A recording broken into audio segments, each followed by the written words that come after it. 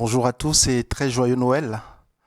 Nous nous retrouvons pour poursuivre notre route avec le Seigneur qui nous accompagne et qui nous nourrit avec sa parole.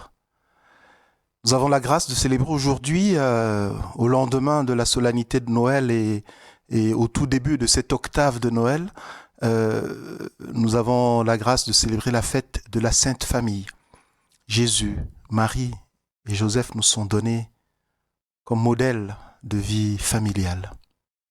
Écoutons la parole de Dieu et avant tout invoquons l'Esprit Saint qui nous aide à une écoute fructueuse, à une écoute féconde. Viens, Esprit Saint, emplis le cœur de tes fidèles. Allume en eux le feu de ton amour. Envoie ton Esprit, Seigneur, et tout sera créé. Tu renouvelleras la face de la terre. De l'Évangile de Jésus-Christ selon saint Luc. Chaque année, les parents de Jésus se rendaient à Jérusalem pour la fête de la Pâque. Quand il eut 12 ans, ils montèrent en pèlerinage suivant la coutume. À la fin de la fête, comme ils s'en retournaient, le jeune Jésus resta à Jérusalem à l'insu de ses parents. Pensant qu'il était dans le convoi des pèlerins, ils firent une journée de chemin avant de le chercher parmi leurs parents et connaissances. Ne le trouvant pas, ils retournèrent à Jérusalem en continuant à le chercher. C'est au bout de 3 jours qu'ils le trouvèrent dans le temple, assis au milieu des docteurs de la loi. Il les écoutait et leur posait des questions. Et tous ceux qui l'entendaient s'extasiaient sur son intelligence et sur ses réponses. En le voyant, ses parents furent frappés d'étonnement, et sa mère lui dit : « Mon enfant, pourquoi nous as-tu fait cela ? Vois comme ton père et moi nous avons souffert en te cherchant. » Il leur dit : « Comment se fait-il que vous m'ayez cherché ? Ne saviez-vous pas qu'il me faut être chez mon père ? » Mais ils ne comprirent pas ce qu'il leur disait. Il descendit avec eux pour se rendre à Nazareth, et il leur était soumis. Sa mère gardait dans son cœur tous ces événements. Quant à Jésus, il grandissait en sagesse, en taille et en grâce, devant Dieu et devant les hommes. Marie et Joseph étaient des Juifs normaux, des Juifs ordinaires. Et quand ils sont devenus les parents de Jésus, ils ont continué d'être ce qu'ils étaient. Il n'y a pas grand-chose qui a changé dans leur fonctionnement habituel. Ils vivaient dans l'observance de la loi. Et c'est dans cette normalité au quotidien que Jésus a été éduqué. Entre autres, parmi les piliers de cette éducation, de cette vie de juifs normaux, ils allaient en pèlerinage à Jérusalem. Il faut savoir que normalement, un homme est obligé par la loi mosaïque, d'effectuer 3 fois dans l'année le pèlerinage au temple de Jérusalem, tant qu'il y avait encore le temple. Ce temple est le lieu de la résidence de Dieu par excellence. C'est lui qui abrite le Saint des Saints, donc Dieu y est présent d'une manière particulière. C'est de là, donc, que le flot des bénédictions divines se déverse sur toutes les nations. Et ceux qui vont en pèlerinage à Jérusalem font à chaque fois un itinéraire spirituel, vont jusqu'au mont Sion, le mont de la grâce, jusqu'au temple, pour rencontrer Dieu, lui rendre hommage, lui offrir des sacrifices. 13 ans, c'est l'âge auquel cette obligation prend effet. De certaine manière, on devient religieusement adulte à 13 ans.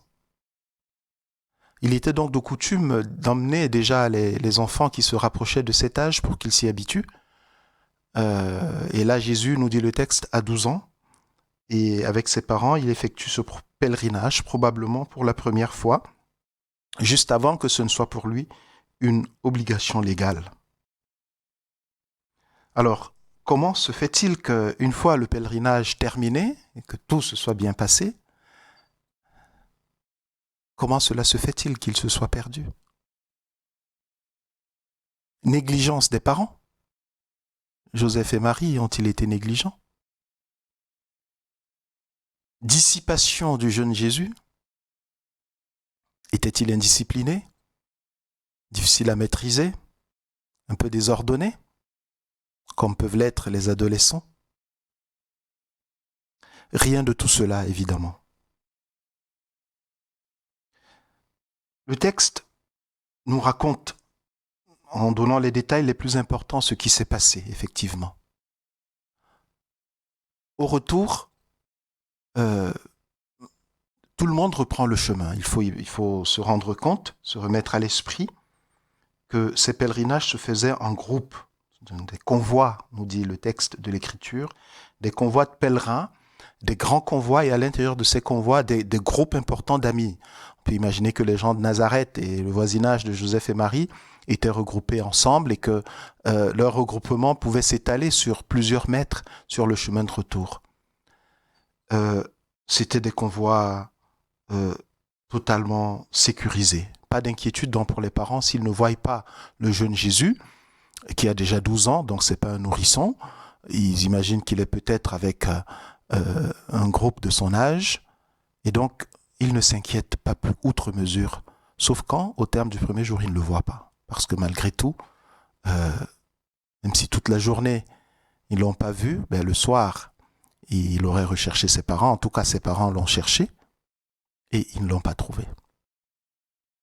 Et voilà donc qu'ils refont le chemin inverse, après l'avoir cherché en vain dans l'ensemble du convoi, pour retourner à Jérusalem et le chercher dans les quartiers. Ils ne vont pas directement au temple, parce qu'ils n'imaginent pas qu'il est tout simplement resté au temple. S'il est perdu, on ne se perd pas au temple. S'il est perdu, ça veut dire qu'il a dû se perdre dans la ville. Ils le cherchent. Et puis finalement, ils s'en vont peut-être par là où ils auraient dû commencer, au temple, et il est là, assis, au milieu des savants, des docteurs de la loi. Alors, les parents n'ont pas été négligents. Mais Jésus n'était pas dissipé non plus. Il n'a pas prévu, il n'a pas voulu simplement se perdre et puis se soustraire à la vigilance de ses parents pour faire un peu ce qu'il voulait. En fait, le dialogue, l'échange qu'ils ont, tous les trois, nous permet de comprendre ce qui s'est passé. Jésus ramène ses parents à la réalité de son identité profonde. En plus d'être leur fils, il est aussi le fils du Père éternel. Son premier pèlerinage le pousse à manifester de manière bien affirmée cette identité qui était restée cryptée durant toutes ces années.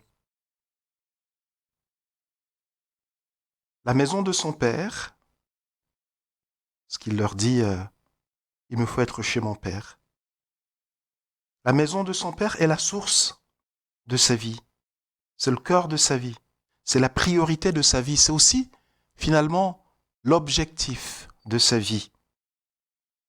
Il manifeste cette origine, cet enracinement en Dieu, ce lien unique. Par son brio au milieu des docteurs de la loi et des grands savants qui sont extasiés comme hors d'eux-mêmes devant la pertinence étonnante de ses réponses, mais aussi par sa soumission à Marie et Joseph. D'un côté, il montre une grande intelligence et de l'autre, une grande humilité. Ces deux angles manifestent la nature divine du Christ. Alors, on pourrait se dire, mais Marie et Joseph, ils étaient au courant.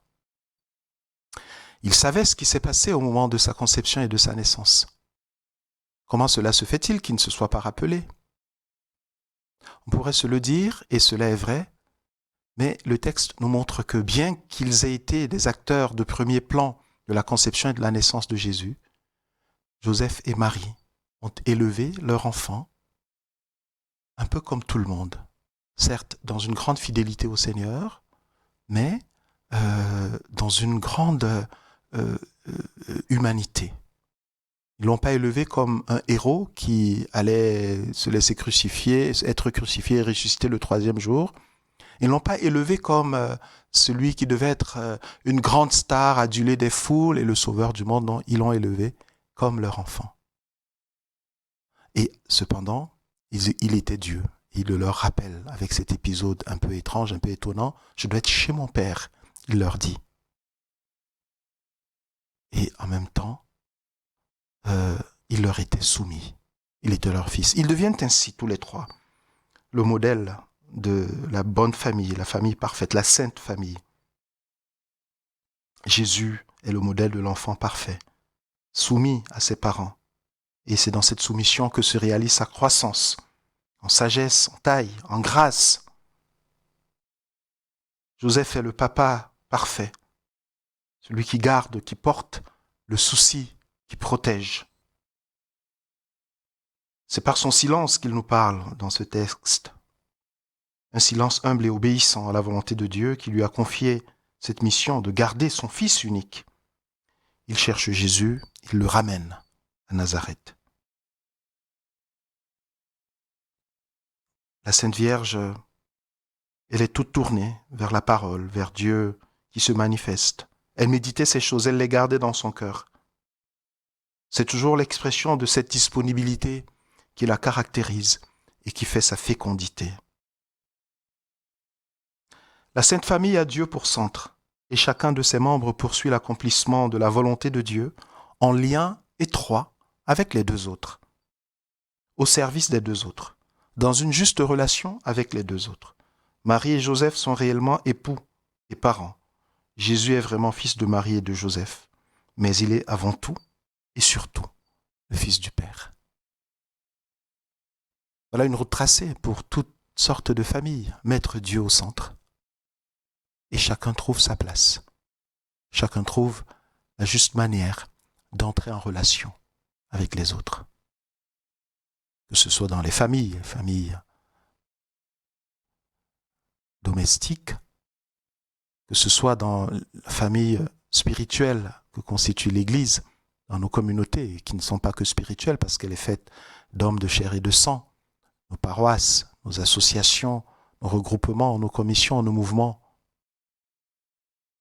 sommes tous appelés à suivre l'itinéraire de la Sainte Famille dans cette manière de laisser la première place à Dieu pour que ce soit à partir de lui que se définissent l'ensemble des relations qui peuvent nous lier et nous unir.